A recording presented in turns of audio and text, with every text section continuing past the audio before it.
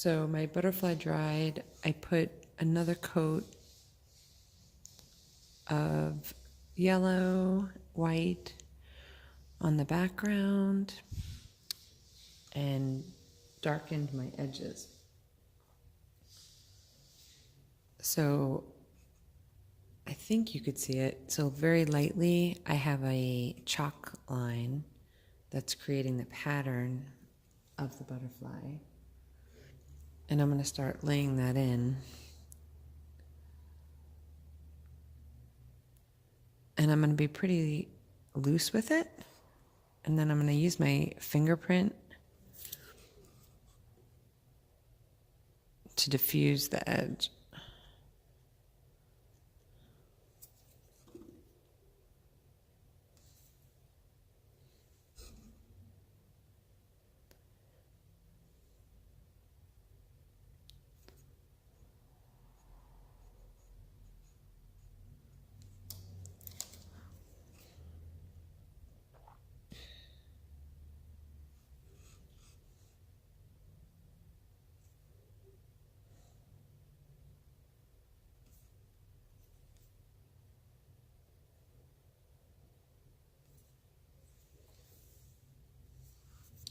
So like I did before, I'm going to take the razor, a little part came over my line, and I'm going to scrape it away.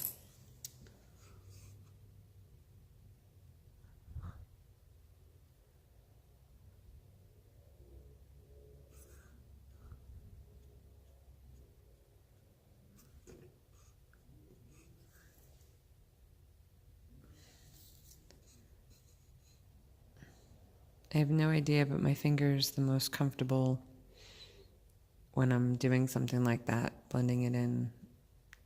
I think because it gives me a little bit of an unpredictable look, texture, and softens the line pretty quickly.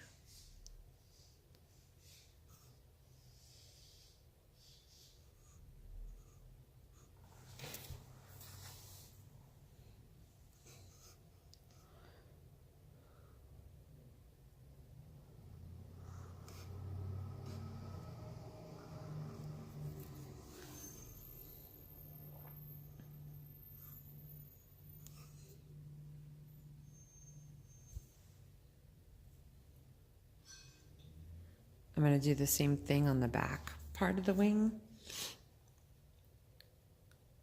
where I've already got it solid. I'm just going to diffuse it. There's that little bit of texture,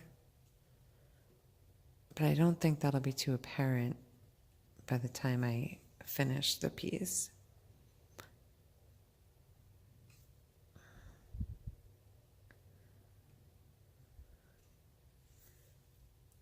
So I let the painting dry about 2 hours before I came back to it, just so you know.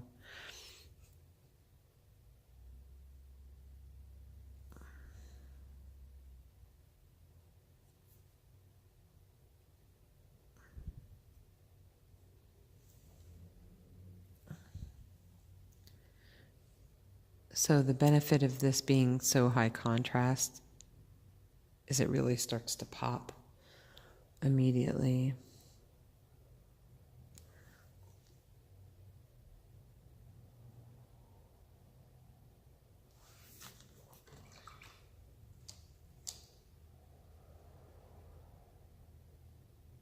So now I added about 10% of water to my material, and I'm going to start putting in some of the veins.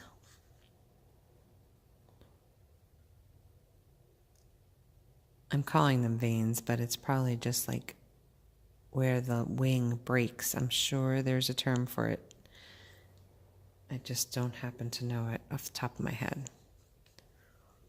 So here I'm going to flip my painting.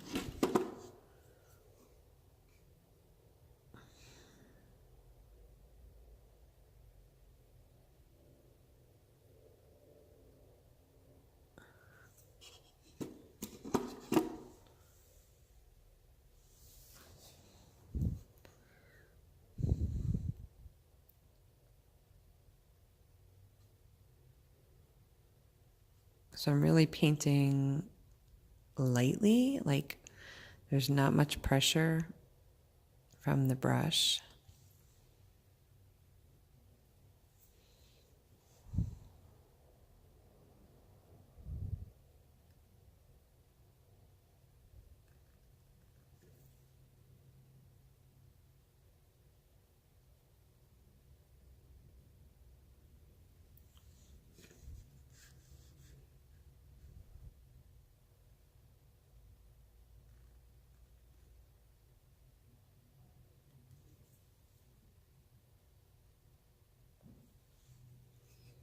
And then I'm going to do the same on the both sides. I'm trying to mirror as closely as I can.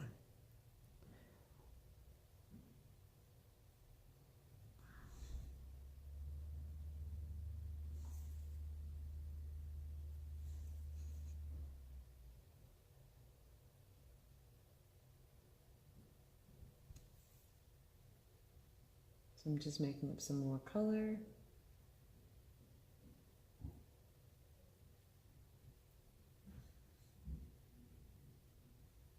Okay.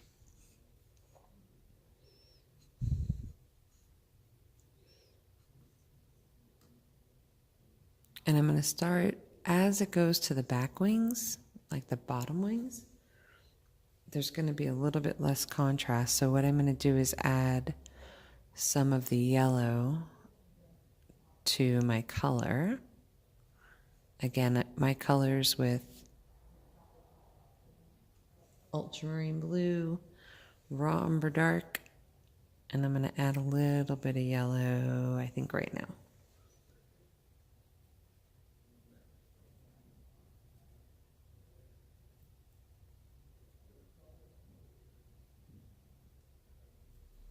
It'll give me a little bit of a little bit different contrast than the straight darker value. It'll appear as though it's moving inward a little bit.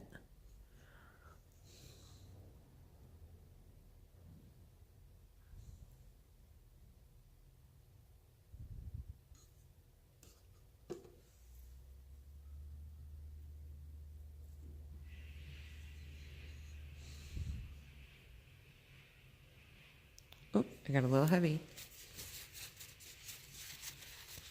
So I'm just going to wipe it away and do it again.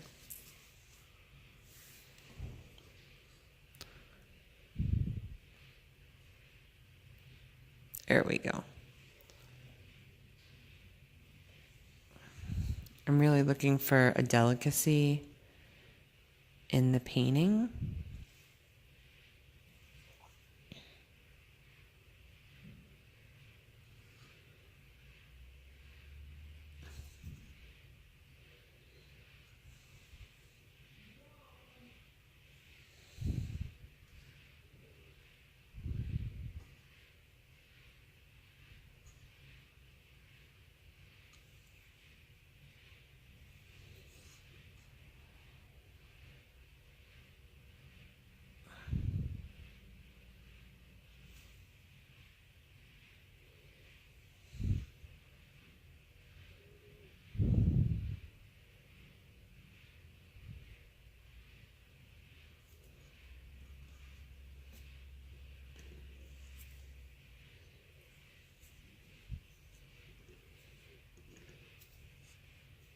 So instead of wiping there, I just use my finger.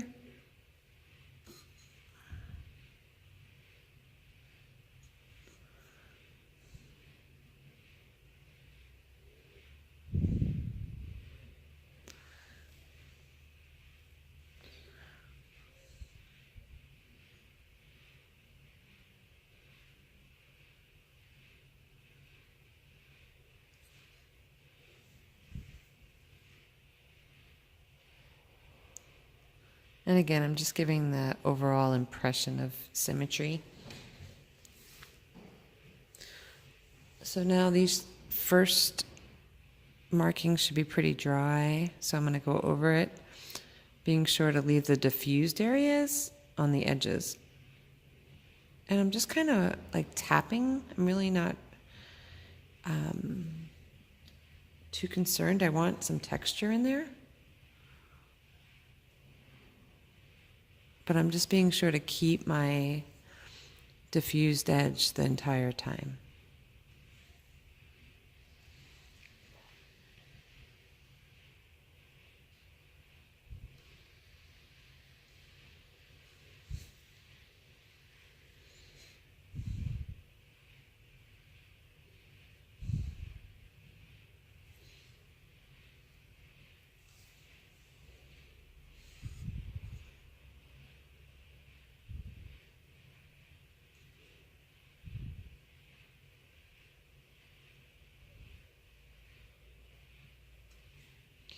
So there's some areas that it's pretty dark, but what I'm going to do is introduce another color.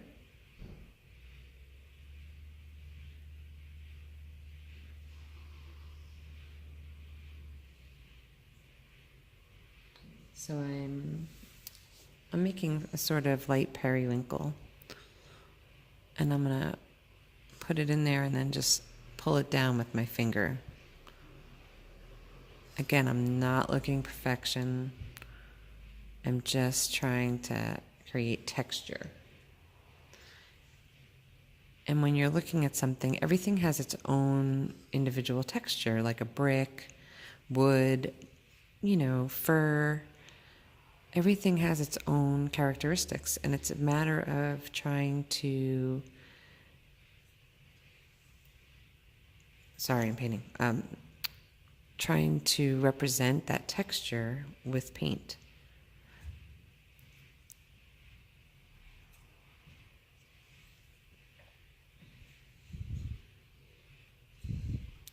And I think that's the beauty of glazing, because there's so many options that you can do.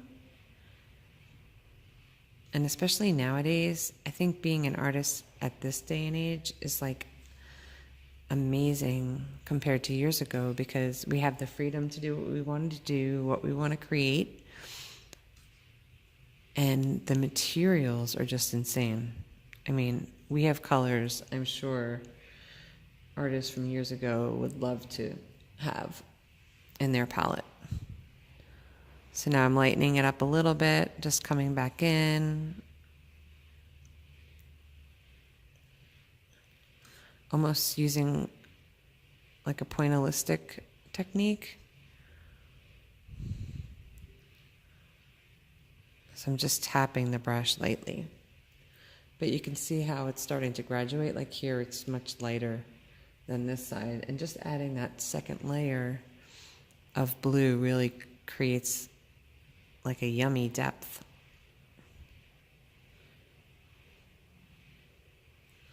And visual interest, which I love. So now I'm taking my darker color and I'm going to lightly brush that over the base of the blue. Because I want it to feel like it's a part of the wing and not separate from the wing.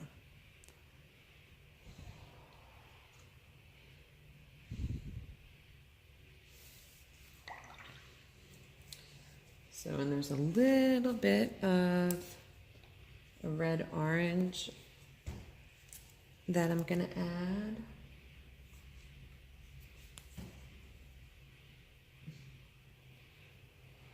And because red-orange could be pretty vibrant, I'm going to knock it down with my shadow color.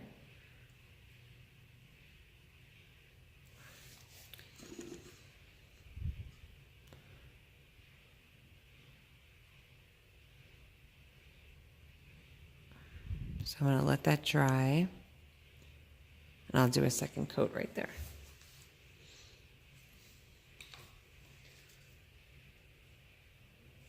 Now I really want to work on the body of the butterfly. So if you had a microscope and you would zoom in, there would be all these fibrous hairs along the edge. So I'm taking my brush with no medium.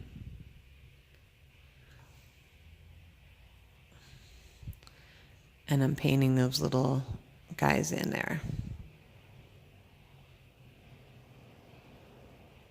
So I'm going to flip it around. I find it easier to flip the painting to work on it than compromise my body position.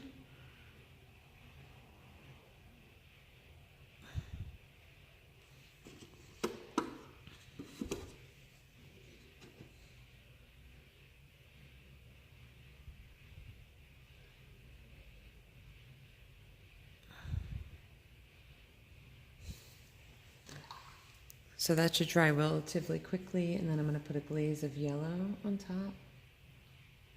And I'm using nickel azo yellow and cadmium yellow medium as my glaze.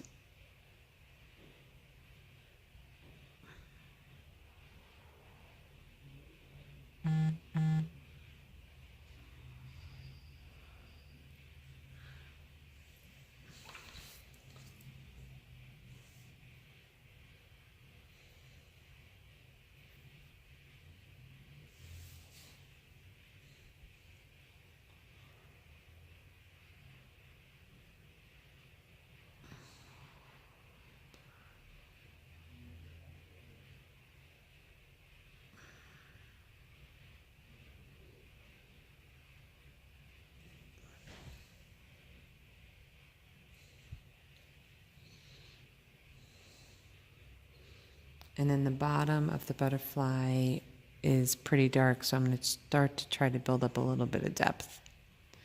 Even though it's small, I don't want to lose out on that detail.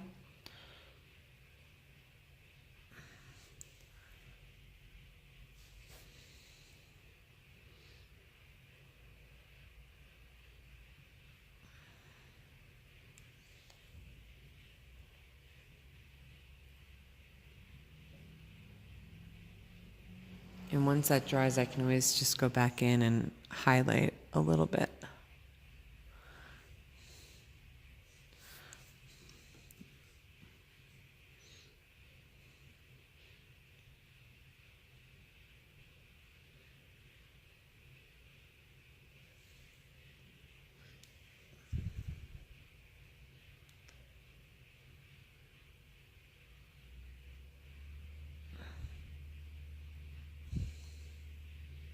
So I'm just, for the antenna, I'm adding a little bit more pressure at the end.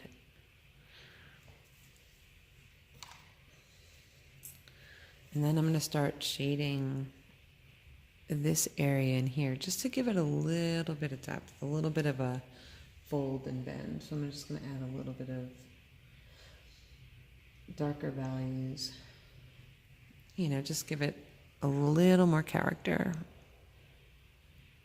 So like here, here. And immediately that's sort of separating the body from the butterfly. So there I got a little dirty, so I'm going to clean my brush with water. And I'm just going to rub some water on that surface right there. And scrape it away. I could have used rubbing alcohol, but I was a little lazy.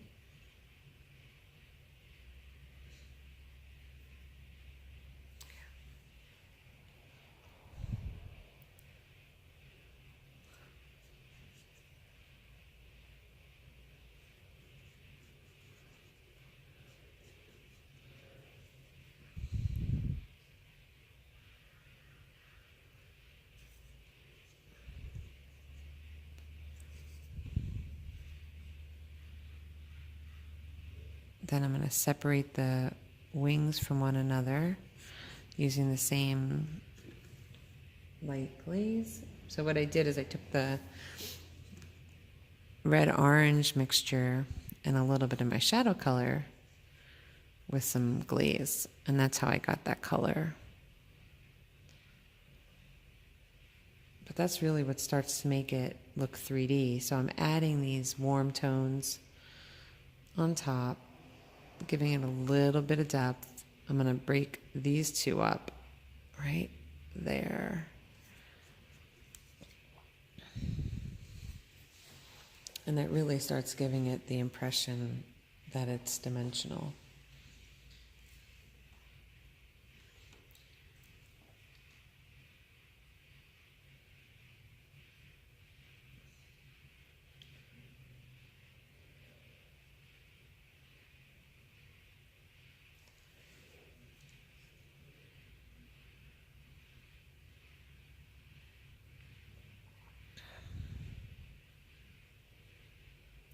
So that red really wasn't popping as much as I wanted it to. So what I ended up doing is mixing a little bit of white into the red orange. And I'm going to let that dry and then glaze on top of it, just so it has a little bit of a vibration to it. And I think I'm going to add a few more yellow dots around the perimeter. So I'm adding white with some yellow. And I'm just going to enlarge them a little bit.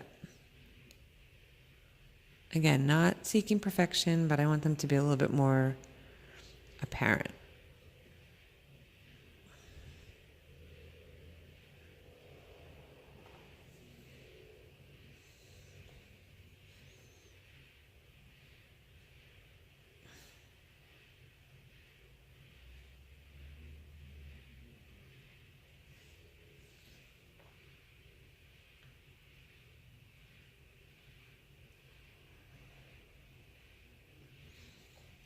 It's funny because when I paint, like I said, I usually try to embody the animal or, whatever I'm painting. And in this one, the word that keeps coming up over and over again, and it's like I don't even think of it, it just keeps popping in my head, is the word grace.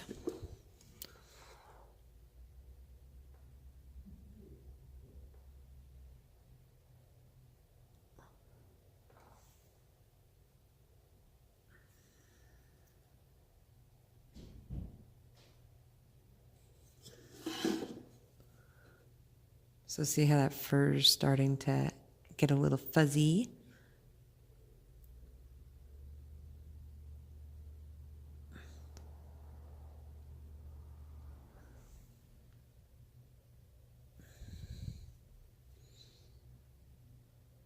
I'm just giving a subtle highlight to the eyes. I don't want them to be cutesy.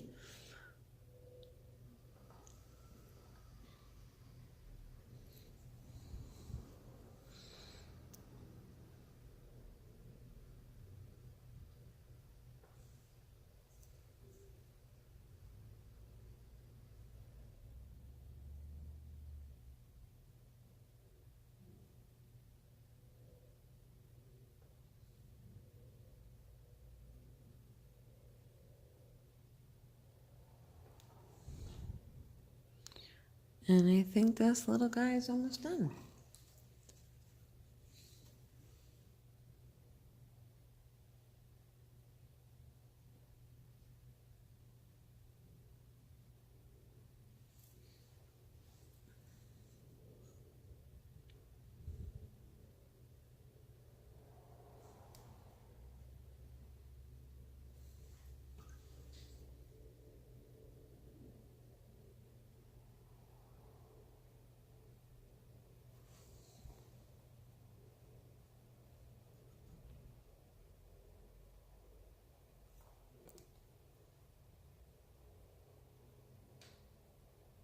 So again, I just don't want it to look like it's stuck on there. I'm just giving it a little bit of that shadow color on top. Breaking up that edge.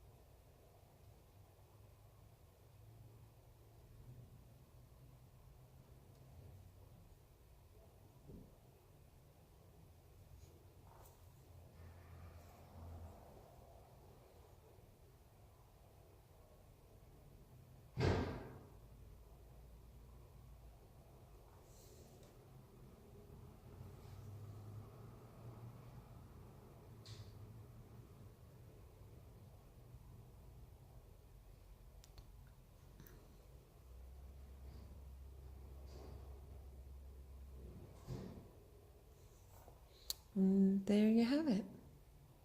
Take care, everybody.